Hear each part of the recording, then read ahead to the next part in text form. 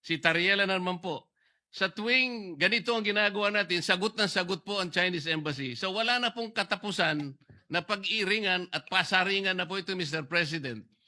Ito po bang, tagal ng pagpapatutsadahan na to, Mr. President? Nakakahuli po ba tayo kahit na ilang kilong galunggong lang sa West Philippine Sea?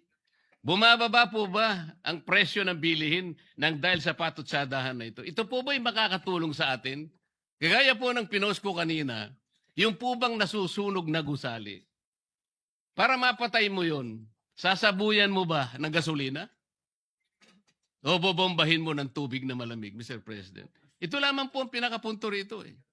Mr. President, wala po akong ginagawa para depensahan ang China.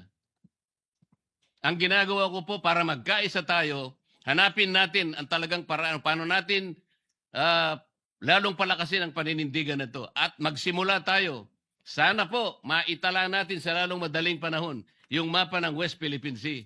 At magkaisa tayo ngayon. Ipilit natin yun. Pero kung wala pa po yun, yun nga po, puro ang tinatawag po natin ay megaphone diplomacy na hindi po nakakatulong kahit paano natin kwentahin, Mr. President.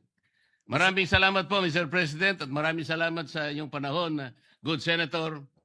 At sana'y sa mga susunod pang panahon ay makapiling natin ang mga ilang taong binanggit sa kapulungan ito para magkaroon po tayo ng kahit na seminar lang. Lalo po nating mapag-aralan kung saan tayo nang gagaling sa lahat ng panig, Mr. President. Thank you. Maraming salamat sa ating ginoong Thank you.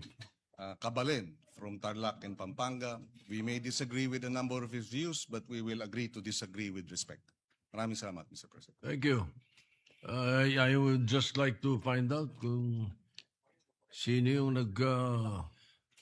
naglista at kumuha ng listahan ng mga sinasabi laban sa China na napakarami.